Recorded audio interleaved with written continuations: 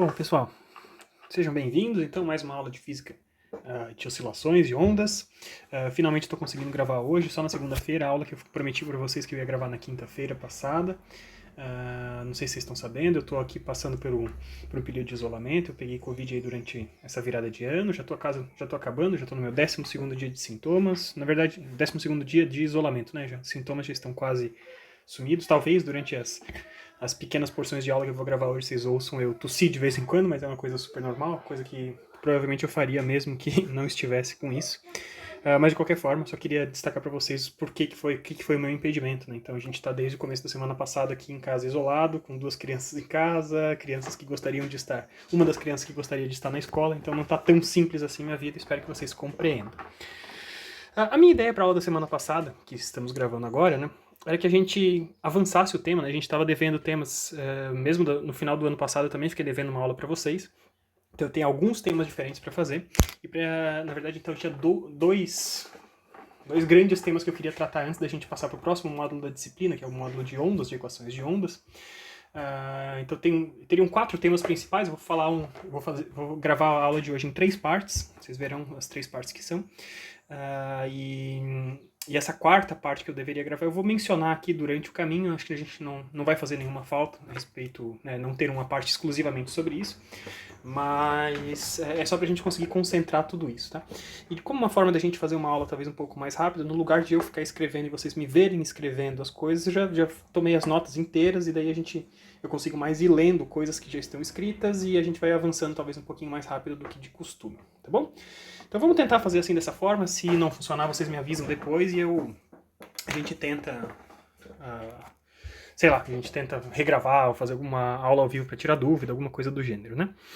Então é o seguinte, o primeiro tema que eu gostaria de falar, e além disso, né, a gente vai fazer então esses temas novos, né, mas até chegar a esses temas novos eu vou fazer toda a montagem de um problema no ponto quando a gente tinha parado, no ponto da penúltima semana de aula lá de dezembro, quando a gente estava falando de osciladores acoplados.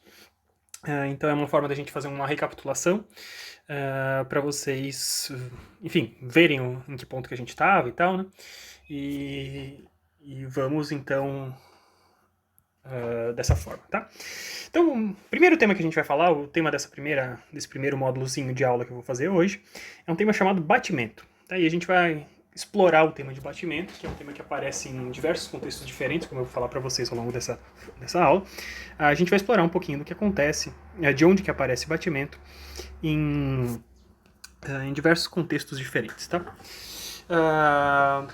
Então, sempre que eu tenho osciladores acoplados, tá? Osciladores que conseguem se comunicar um com o outro, transmitir energia um para o outro, a gente pode ter esse fenômeno de batimento. E a gente vai ver quando que isso acontece. Tá? E eu vou retomar então um exemplo que eu já tinha resolvido anteriormente, que é o exemplo lá de 2 pêndulos que estão acoplados por uma molinha K, como essa que vocês estão vendo aqui. Então os 2 pêndulos têm o mesmo comprimento L, massa M, e uma mola K que está relaxada quando esses 2 pêndulos estão na posição de equilíbrio. Tá bom? Então, para efeitos de notação, né, a gente escolhe o pêndulo 1, a massa 1 como sendo a massa da esquerda, e a gente descreve apenas a posição x dessa massa, e a massa 2 como sendo a massa da direita, e descreve a posição x2, então, dessa massa. A gente vai supor, então, que a gente tenha movimentos de pequenos ângulos, né, angulação pequena, e isso vai permitir com que a gente só precise descrever o que está acontecendo na direção de x, que os movimentos na direção de y, para pequenos ângulos, né, para pequenas perturbações angulares a partir dessa posição de equilíbrio na vertical, o quanto cada uma dessas massas vai subir na direção de y é desprezível com relação ao restante. Tá? Então a gente tem essas equações de movimento, tá? E a gente pode escrever para cada uma delas, para cada uma desses pêndulos, a seguinte equação de movimento, né? As seguintes equações de movimento. Então, m vezes a aceleração, né? A massa vezes a aceleração da primeira massinha, vai ser igual a menos a tração que age nesse cabinho 1, no cabo que está sustentando essa massa 1, vezes seno desse ângulo θ1, né? Lembrando que o θ1 é esse ângulozinho aqui, tá bom? Então, menos T vezes seno de θ1, claramente a gente tem uma componente que está puxando esse cara de volta ao equilíbrio, a nossa força restauradora é por conta dessa força de tração, né? A força de tração está aqui, puxando essa massinha para cá. Na hora que eu decomponho ela para o lado de cá, essa é a forcinha que está agindo na direção de x, tentando levar de volta a nossa massa até a posição de equilíbrio na direção de x. Tá? Então eu tenho essa força que tende a trazer essa massa para o lado de lá, e além disso eu posso ter uma força de mola agindo sobre essa massa 1, e o quanto essa mola está agindo sobre a massa 1 vai depender da diferença de posições de x2 e x1. Então digamos que x2 seja maior do que x1, então essa mola vai estar mais comprida do que ela gostaria de estar, né? Então imagine que a gente tem x1 nessa posição e x2 nessa posição, a mola que estava relaxada na posição de equilíbrio, ela está mais comprida do que ela gostaria de estar, e nessa situação, então, para a massa 1, ela faria uma força na direção da direita, empurraria esse cara mais para longe nas direções de x positivo, e por isso, k vezes x2 menos x1 está colocado dessa forma. O próprio sinal e o tamanho desses x1 e x2 já dão conta corretamente de fazer essa força estar apontando para o lado certo, tá? Então, se x2 era menor do que x1, então essa mola está comprimida, né? Seria o caso da gente ter a massa x1 aqui e a x2 aqui. O ângulo de x2, o ângulo da massa 2 é menor do que o ângulo da massa 1, então a mola está comprimida. Então, x2 menos x1 é um número negativo, e a força de mola também age na direção de retornar essa massa à posição de equilíbrio. Tá? Então, só recapitulando isso tudo, quando esses ângulos são pequenos, né, na aproximação de pequenos ângulos, a gente pode aproximar esse seno de θ1 simplesmente por x1 dividido por L. E a gente pode... Não, isso sempre é verdade, né? x1 dividido por L vai ser o nosso seno de θ1. Mas mais do que isso, como todos os movimentos que estão na direção de y podem ser considerados pequenos que chegam, né? A gente consegue chegar à conclusão que a tração nesse cabo é simplesmente m vezes g. Então, substituindo esses carinhas aqui, a gente percebe que esse termo T1, seno de θ1, virou mg dividido por L vezes x1. Tá? Da mesma forma, fazendo as mesmas hipóteses para a massa 2, a gente consegue escrever que m vezes a aceleração da massa 2 vai ser menos mg sobre L vezes x2, força restauradora devido ao pêndulo, né, a força de pêndulo, e agora menos k vezes x2 menos x1. Né, se essa mola está mais comprida do que ela gostaria de estar, de um lado ela faz uma força na direção de trazer a massa de x1 mais para a direita, e do outro lado, por ação e reação, na direção oposta, né, no sentido oposto dessa força, mesma direção no sentido oposto, trazendo a massa de x2 também na direção restauradora. Então essas são as equações de movimento que a gente tem aqui, tá bom? Então, deixa eu ver só como é que eu faço para... preciso desativar o meu notador aqui.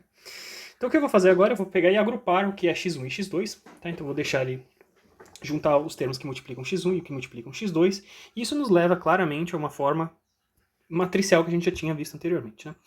Então, fazendo isso, a gente vai ter m x1 ponto ponto, m x2 ponto ponto, e cada um deles vai ser igual, respectivamente, o termo que multiplica o mesmo x. Então, se eu estou na equação de movimento da massa 1, o x1 está sendo multiplicado por um termo que é menos k vezes... menos k mais mg sobre L, e a outra massinha aqui está multiplicada por k apenas, e a gente pode juntar essa equação como um todo dentro de uma notação matricial que a gente já explorou também outras vezes. Né? Então a gente tem uma equação, uma matriz de massa, que contém as massas nas posições diagonais. A gente tem uma matriz de rigidez, que contém esses caras, é como se eu tivesse pego esses caras e jogasse todo mundo para o lado esquerdo da equação, né? Então eu troquei os sinais. Então nos termos das diagonais a gente tem k mais mg dividido por L, e nos termos fora das diagonais a gente tem menos k, e essa matriz é simétrica. Tá? E essas formas matriciais, elas podem ser interpretadas como se elas estivessem agindo sobre um vetorzinho que contém as posições de x1 e x2. Tá? Então o equivalente, né, o sistema equivalente a esse cara aqui que está no contínuo, vamos dizer assim, no formato matricial, seria então x, esse vetor x, né, a segunda derivada temporal desse vetor x vai ser igual a menos m-1 k vezes x. Tá bom? Então, indo adiante, né, como a gente sempre faz, a gente pula para uma notação complexa, a gente assume que esses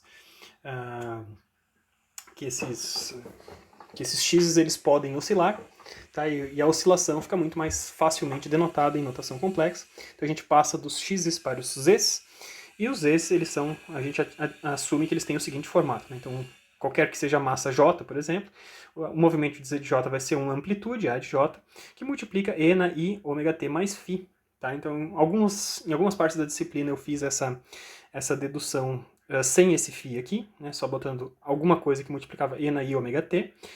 Quando a gente faz isso, quando a gente não inclui esse φ, né, a desvantagem de seguir dessa forma é que a nossa amplitude pode ter uma parcela imaginária também, né? Recapitulem, teve algumas aulas que a gente calculou a amplitude e eu identifiquei partes reais e complexas da amplitude. Quando a gente introduz esse ângulo de fase aqui, a gente pode assumir diretamente que esse carinha aqui, A de J, é um número real. Tá? Então a gente tem essas duas escolhas, a gente pode fazer isso naturalmente. Tá? Eu vou fazer aqui essa escolha porque fica mais... eu não estou interessado em ficar separando o que são essas amplitudes reais e imaginárias, eu quero diretamente números reais para essas amplitudes. Tá? Então, fazendo isso, agora a gente tem os zzinhos denotados dessa forma e a gente consegue, de novo, gerar um vetorzão, um z maiúsculo, né? Que vai ser simplesmente e na i ômega t mais φ, que multiplica um vetor de amplitudes. Então, a amplitude da massa 1 e a amplitude da massa 2 estão agrupados num mesmo vetorzinho, e esse vetor multiplica alguma coisa que tem e na i ômega t mais φ. O que implica a gente ter feito isso? Né? Ao fazer isso, a gente está dizendo que o movimento da massa 1 é A1 vezes e na i ômega t mais φ, e A2 o movimento da massa 2 é A2 vezes e na i ômega t mais φ. E perceba que o ômega e o φ são os mesmos, portanto, tanto para a massa 1 quanto para a massa 2.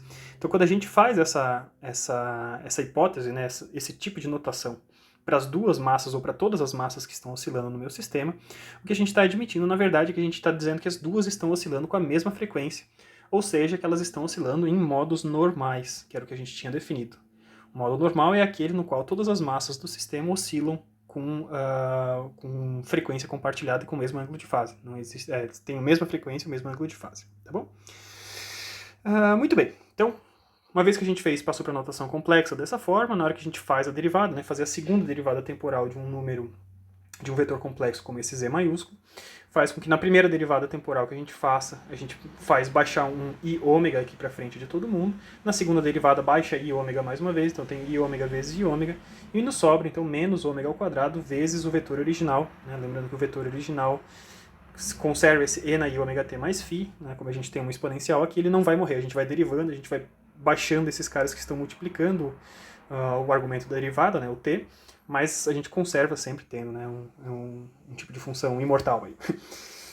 Então a equação anterior que a gente tinha, né, o x ponto ponto menos a inversa da matriz de massa vezes a matriz de rigidez vezes x, vira então uma equação da seguinte forma.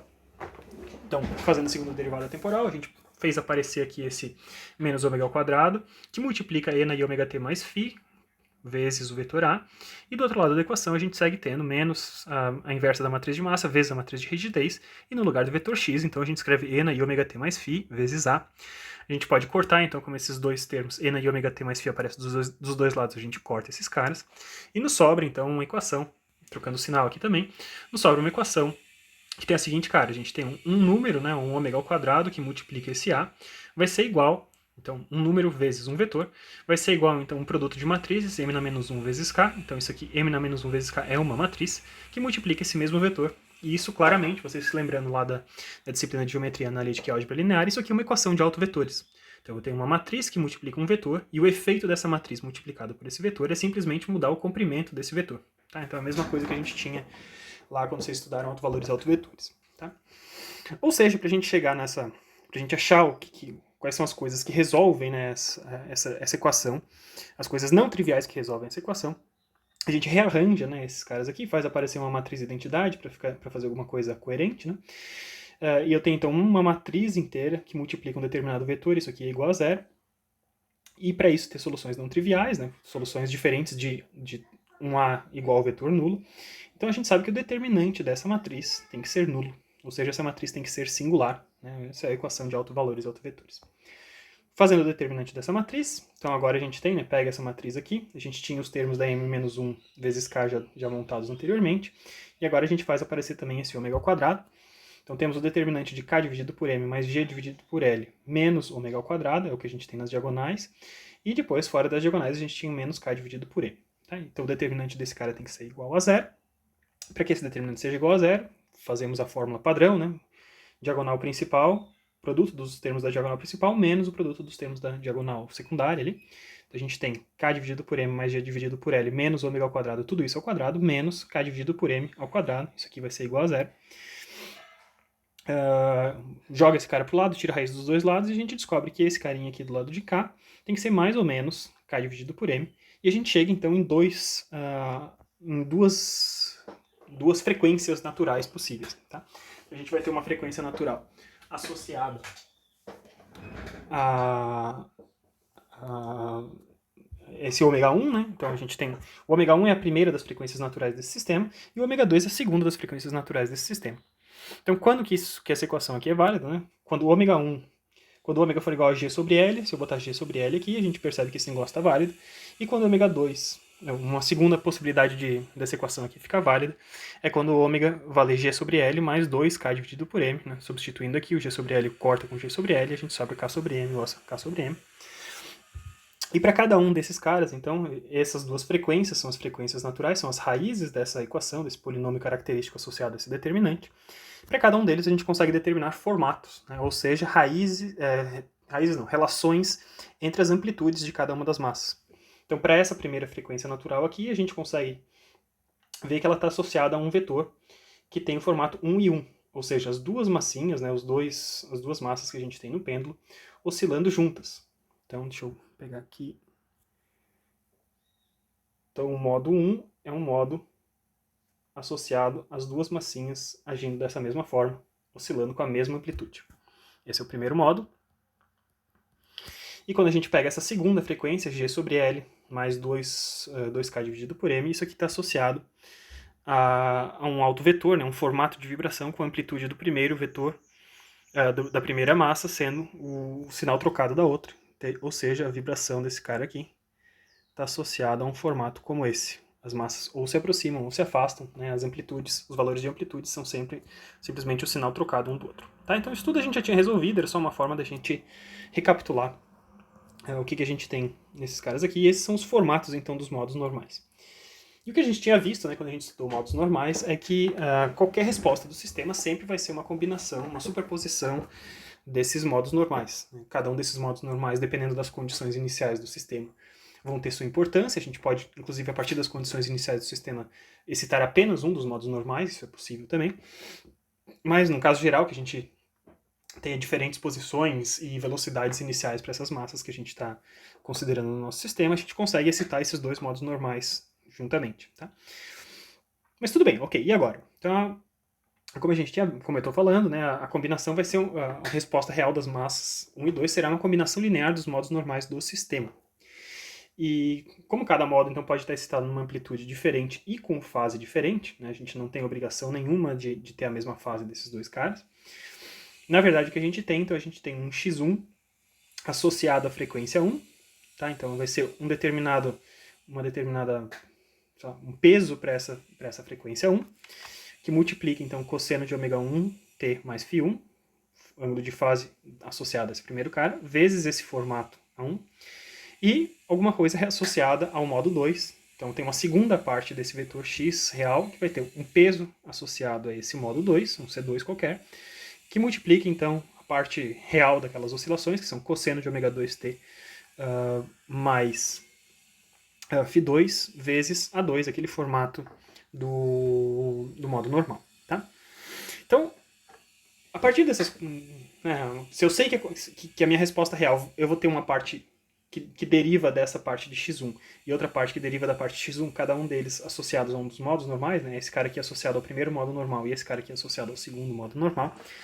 Para eu saber a resposta real de um determinado sistema, eu preciso determinar alguma coisa associada às condições iniciais desse meu sistema. E as condições iniciais seriam aquele quarto tema, que eu não vou fazer nenhum vídeo exclusivo sobre o tema de condições iniciais, mas é um tema que vai perpassar as diversas partes da aula que eu estou gravando hoje, tá? Então o que a gente precisa ajustar, entre aspas, né? Coisas que a gente desconhece nesses caras aqui. Então a gente não sabe, a priori, qual que é o peso de cada um dos módulos, então C1 e C2 são coisas que a gente desconhece, a princípio. E depois a gente também não sabe quais são as diferenças dos ângulos de fase. O ângulo de fase associado ao módulo 1 e o ângulo de fase associado ao módulo 2. Então se eu tenho condições iniciais, eu consigo ajustar quem são esses quatro coeficientes desconhecidos.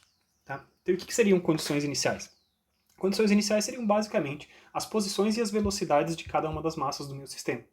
Nesse nosso sistema de duas massas, de dois pêndulos acoplados, para cada uma dessas massas, no tempo t igual a zero, ou num tempo definido qualquer, a gente consegue definir de forma independente 4 coisas diferentes. Né? Então, se para a massa 1, por exemplo, eu posso pegar no tempo igual a zero uma posição, um x e uma velocidade desse cara. E para a massa 2 eu faço a mesma coisa. Então eu consigo determinar 4 coisas diferentes. Posição da massa x1, posição da massa x2 em um determinado tempo, geralmente t igual a zero, e velocidade da massa x1 e velocidade da massa x2, geralmente no tempo t igual a zero. Com essas 4 coisas diferentes, eu consigo descobrir os valores de cada uma dessas coisas que a gente desconhece a priori, que são C1, C2, Φ1 e Φ2. Tá? Olha, então, o que eu estou falando para vocês é que tem esses vetores que estão associados, né, a parte que contribui para a resposta que está associada a cada um desses modos normais. Mas talvez o que você esteja interessado, né, seria voltar naquele formato original de descrever o x1zinho mesmo, né, o x1 de t, a posição específica dessa massa 1 ao longo do tempo, né, no lugar de um vetor que está associado à contribuição do modo 1, que seria esse x1, e o vetor que está associado à contribuição do modo 2 ao longo do tempo, que seria esse vetor x2, seriam coisas difíceis de observar. É muito mais fácil você olhar para um sistema e observar a posição específica de uma dessas massas. Então, no lugar de ter x1 e x1 2, como eu tenho aqui, é mais prático eu voltar para o x1 e x2, que são coisas que eu consigo fotografar e medir. Né? E ao voltar para lá, então, o que a gente tem basicamente a gente traz essas contribuições para dentro, né?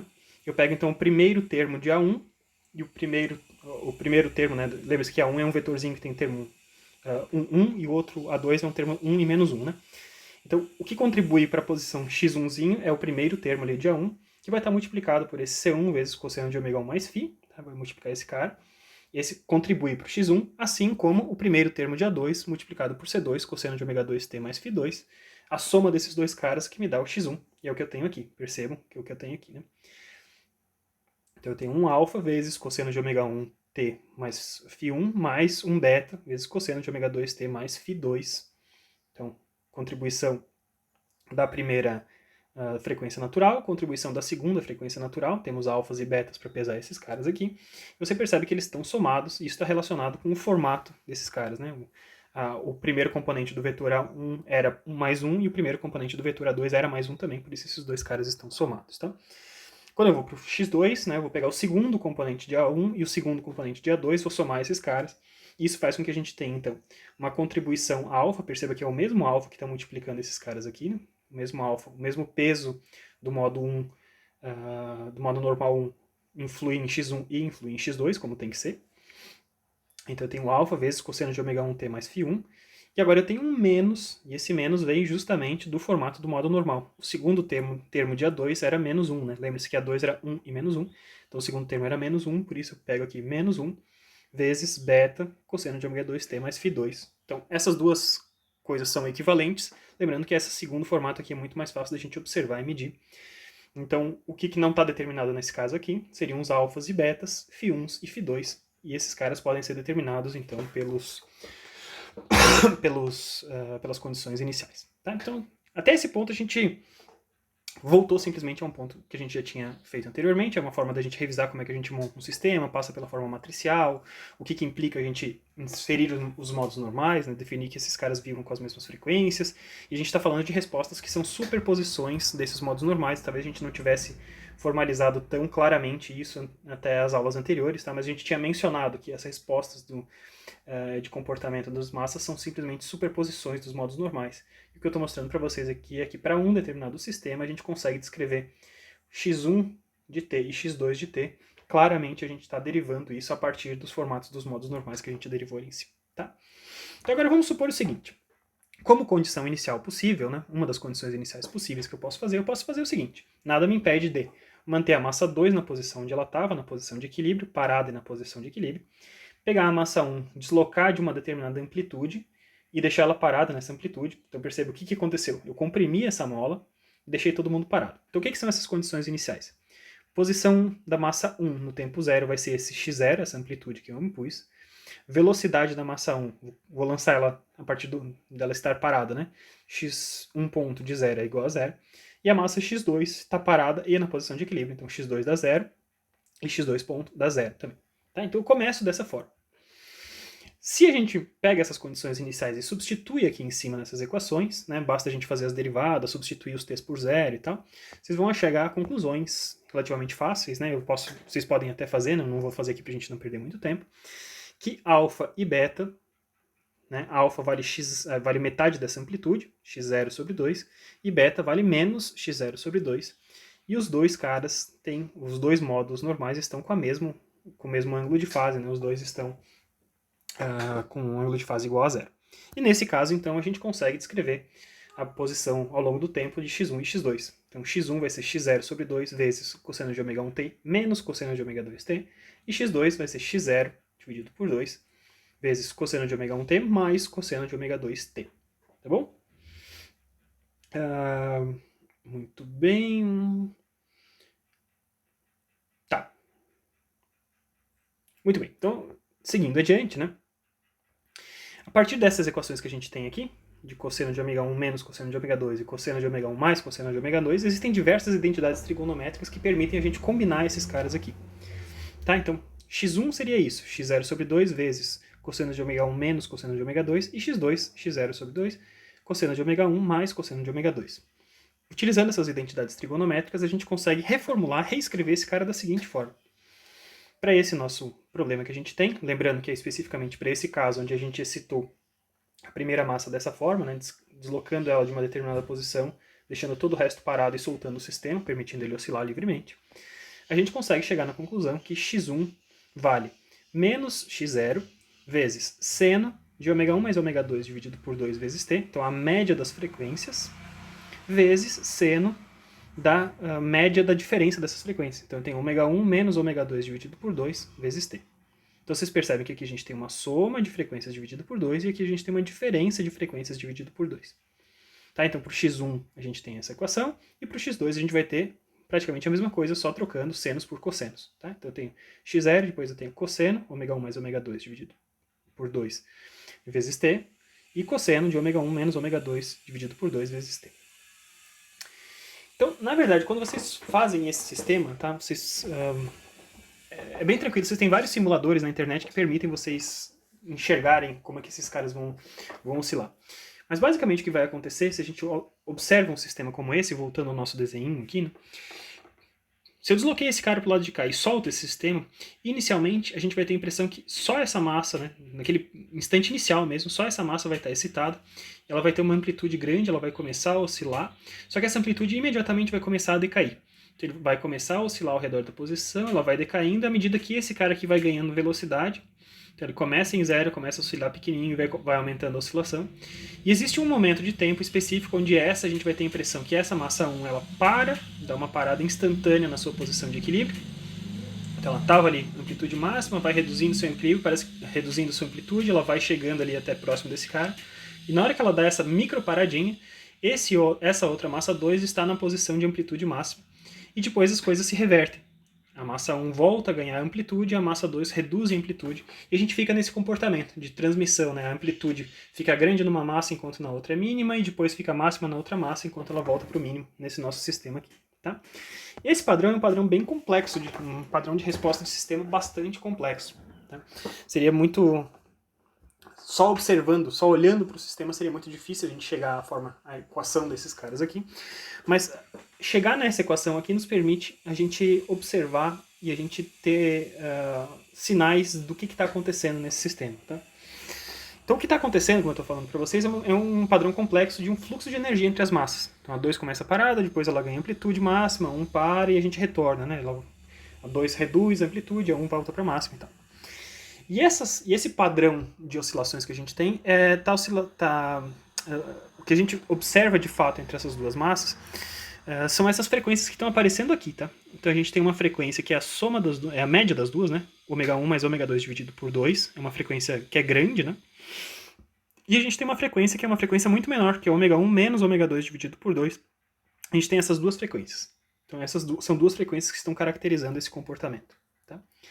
Quando a gente tem ômega 1 muito próximo de ômega 2, tá? Frequência natural 1 é próximo da frequência natural 2, esse cara aqui realmente é muito mais alto, né? Ele é praticamente igual a uma das duas. Se os dois são muito próximos aqui, se um é 0,9 do outro, né?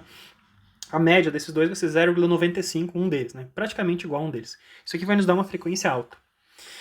Se um é muito próximo do outro, esse ômega 1 menos ômega 2 dividido por 2 é alguma coisa muito, muito, muito menor do que esse cara aqui. Então, considerando que, que o ômega 2 fosse 0,9 vezes ômega 1, a diferença desses caras dividido por 2 seria 0,05 vezes ômega 1, ao passo que esse cara aqui era 0,95 vezes ômega 1.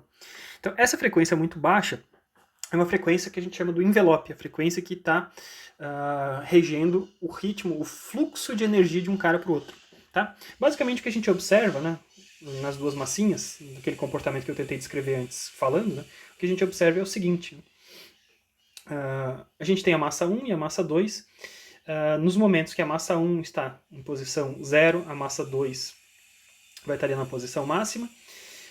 E no momento que a gente chega numa amplitude máxima ali do meu movimento, a massa 2 está na posição de amplitude mínima. Então vocês veem, amplitude máxima da massa 1, amplitude mínima da massa 2, amplitude máxima da massa 2, amplitude mínima da massa 1, e assim por diante. Tá?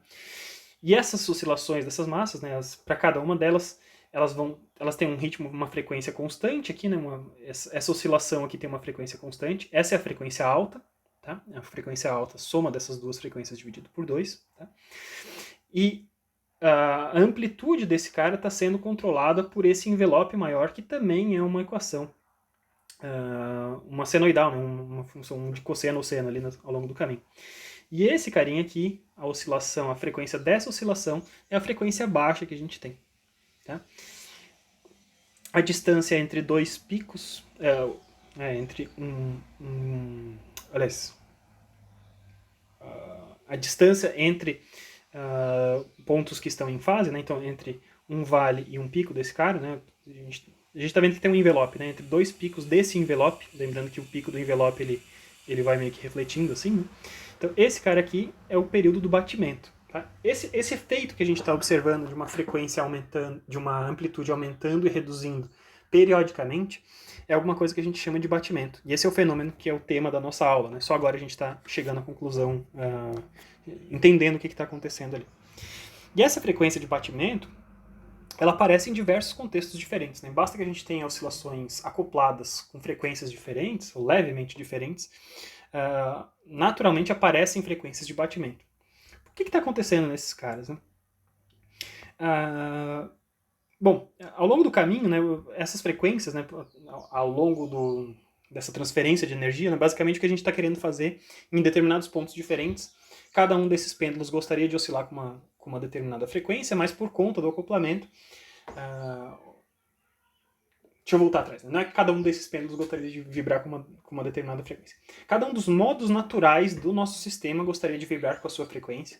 Então o sistema gostaria de estar ou no modo 1 com os dois pêndulozinhos em fase, ou no módulo 2 com os dois ali exatamente fora de fase, né, 180 graus, ou se aproximando ou se afastando. E essas frequências são frequências levemente diferentes. Então o sistema gostaria de estar numa delas, gostaria de estar numa outra, essas duas frequências são diferentes. E as duas frequências estão excitadas para aquelas condições iniciais que a gente selecionou, de deslocar apenas a massa 1 e manter a outra parada, tá? Como eu excitei os dois modos normais, esses dois modos normais eles estão tentando se somar dentro do meu sistema. Eles estão tentando aparecer ao mesmo tempo. Só como eles têm frequências diferentes, a gente vai somar essas amplitudes. Em determinados pontos, a soma desses caras vai ficar alguma coisa que é uma soma construtiva, vai aumentar a amplitude do meu movimento. Em alguns casos, né, se o modo 1 e o modo 2 desejavam empurrar essa massa 1 para a esquerda, ela vai ser empurrada para a esquerda duas vezes. Né? Só que em determinados pontos do tempo, a massa 1, por conta do modo 1, gostaria de ir para a esquerda, mas por conta do modo 2, ela gostaria de ir para a direita. E a soma desses dois caras vai fazer com que essa massa 1 fique parada no espaço. Então a gente vai ter somas, né, interferências construtivas ou destrutivas. E isso vai fazer com que a gente esteja modificando sempre a amplitude. Sempre que a amplitude é máxima, a gente vai estar numa região de interferências construtivas. Né? Para essa massa, os dois modos somados estão empurrando essa massa para o mesmo lado, então essa amplitude é bem grande. E sempre que a gente está numa faixa de amplitude zero, a gente tem um dos modos normais gostaria que essa massa fosse para um lado e outro gostaria que fosse para o outro, e com isso a amplitude resultante dessa massa é nula. Tá? Então o que está acontecendo são somas de frequências diferentes. Esse tipo de fenômeno acontece mesmo em sistemas de vibrações bastante distintos. Tá? Vocês podem procurar na internet aí, frequências de batimento. ou se vocês tiverem acesso em casa a 2 celulares, por exemplo, tá? Então, tem aplicativos de celular que permitem vocês gerarem frequências no alto-falante do celular de vocês, frequências bem definidas, né? Então, eu quero um som com tantos hertz, você vai gerar esse cara aqui. Então, você pode programar um celular para vibrar com uma frequência e outro com uma frequência levemente diferente, tá? Então, sei lá, 450 Hz, 455 Hz. São frequências bastante próximas, mas levemente diferentes. Na hora que você liga um celular só, né, seja de 450 ou de 455, e põe esse cara para tocar, você vai ouvir um som contínuo, né, nítido, perfeito. Na hora que você põe os dois celulares para tocarem ao mesmo tempo, os dois alto-falantes para tocarem ao mesmo tempo, você vai ver que existe uma mistura desses sons, né? E além disso, você vai perceber que vai aparecer uma frequência de fundo, alguma coisa que fica dessa forma. Então parece que existe uma variação da amplitude, né, do volume desses caras, né? Então a mistura desses caras dá uma determinada frequência, algo mais complexo, e além disso, por conta desses dois caras estarem somados dentro de um mesmo sistema vibratório acoplado, que é basicamente o ar que você compartilha, né? Se os dois celulares estão um do lado do outro e você está ali compartilhando fazendo esses dois caras vibrarem o mesmo ar, o ar ali está recebendo energia dessas duas fontes, existe um compartilhamento ali, um acoplamento desses caras, é o mesmo meio que está sendo vibrado. E ao longo desse caminho, por conta da interferência dessas ondas, você vai perceber essa frequência nova que aparece, que não é nem 455 nem 450 Hz, é alguma outra frequência, que é simplesmente 455 menos 450 dividido por 2, então 2,5 Hz, alguma coisa que vai aparecer de uma frequência muito mais baixa e vai fazer Você vai sentir essa vibração desses caras aqui, tá bom? Então, essas frequências de batimento, então essas frequências do envelope, né? A gente pode interpretar, se a gente olhar para a cara desse cara como um todo, né? Muitos autores, de fato, eles encaram o termo de baixa frequência como algo que eles chamam de modulação de amplitude. Então, imagina, né? Se esse aqui é o movimento da massa 1, ou da massa 2, tanto faz. Vamos pegar a massa 2 aqui, tá? Vamos interpretar o formato padrão de uma oscilação que a gente tinha visto, né? Era alguma coisa, era uma amplitude vezes um cosseno de alguma coisa que multiplicava um tempo. Se você juntar esse x0 que multiplica esse cosseno dessa frequência mais baixa aqui, é como se a gente tivesse uma amplitude, né? Uma amplitude que dependesse do tempo. x0 vezes cosseno de ω1 menos ω2 dividido por 2 vezes t algo que é uma amplitude que multiplica esse termo de mais alta frequência, e essa amplitude varia com o tempo. À medida que o tempo vai evoluindo aqui, essa amplitude assume valores diferentes. Às vezes ela pode ser zero, às vezes ela pode ser máxima. E a gente vai variando, vai modulando essa amplitude ao longo do caminho. Tá? Então, quando a gente fala de batimento, muitas vezes essa frequência do envelope, a frequência do batimento, é referida pelos autores como se fosse uma modulação de amplitude para oscilação de alta frequência. Como se existisse a oscilação de alta frequência, mas essa oscilação de alta frequência tivesse essa amplitude modulada pela oscilação de baixa frequência. Tá? Por que é interessante a gente falar sobre batimento nesse ponto da disciplina? A gente poderia falar sobre batimento em diversos pontos da disciplina. Assim que eu tivesse apresentado uma oscilação isolada e eu falasse que se eu tentar somar essa oscilação com outra no mesmo meio, a gente vai fazer aparecer frequências de batimento. Tá? O que é interessante a gente fazer a discussão nesse ponto da matéria, né, é que ficou evidenciada a aparição de uma frequência de batimento em um sistema de vibração acoplado, um sistema de oscilação com duas massas. Eu tenho uma massa, tenho outra massa, as duas massas estão acopladas através dessa mola. Por conta do acoplamento dessas massas através dessa mola, dependendo do tipo de excitação que a gente faz, qualquer excitação que a gente faça que excite os dois modos, né, o modo 1 e o modo 2, vai fazer aparecer então um comportamento, uma resposta do sistema que evidencia o batimento. E se existe batimento, né, a existência de batimento é uma prova a mais daquele conceito que a gente tinha falado antes. Quando a gente viu modos normais, eu falei, a resposta de um sistema qualquer é uma superposição dos modos normais do sistema, mas a gente em nenhum momento provou isso naquele momento. Né? Então, agora como a gente vê e faz isso, né, para um determinado sistema, a gente faz aparecer uma frequência de batimento como essa que eu estou mostrando para vocês, a gente está evidenciando, então de fato existe duas coisas que estão sendo somadas, duas coisas de frequências diferentes que estão sendo somadas para descrever a resposta real do meu sistema ao longo do caminho. E essas coisas de frequências diferentes que estão sendo somadas são exatamente aqueles modos normais que a gente tinha descrito anteriormente. Tá? Então observe, a gente teve uma condição inicial, claro que eu escolhi uma condição inicial para a gente ter um comportamento onde a gente ficasse com esse batimento bem evidente, né? Mas eu poderia escolher qualquer outro tipo de comportamento. E dependendo do tipo de comportamento, do tipo de condição inicial que a gente tinha, dentro desse cara, escondido em algum lugar, a gente ia ter também uma frequência de batimento ali associada a esse fluxo de energia entre os modos 1 e 2. Entre as massas 1 e 2, representado pela superposição desses modos ao mesmo tempo. Tá? A gente só não escolhe uma condição inicial qualquer, porque a partir do momento que a gente tem ângulos de fase diferentes, fica menos evidente da gente evidenciar esses... Fica menos fácil da gente evidenciar esses pontos associados ao comportamento de batimento. Tá bom? Então o batimento é isso. O batimento é quando a gente tenta, para sistemas acoplados ou sistemas que estão fornecendo vibrações em um mesmo meio, como duas caixas de som no ar, por exemplo, né? Eles estão tentando sempre fazer uma soma.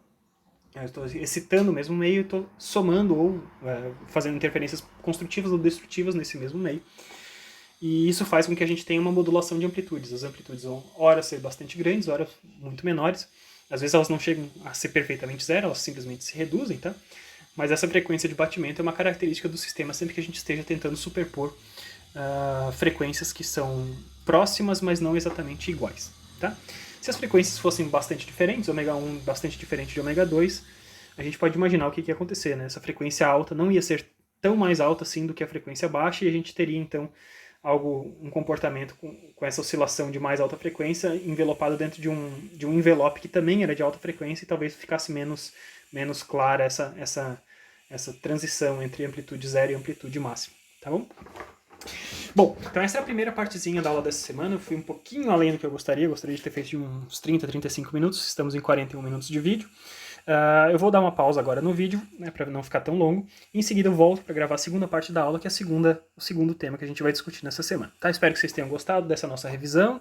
Se vocês ficarem com dúvidas, né, entrem em contato comigo ali pelo Teams e a gente vai continuar falando, tá bom? Até mais, gente. Obrigado.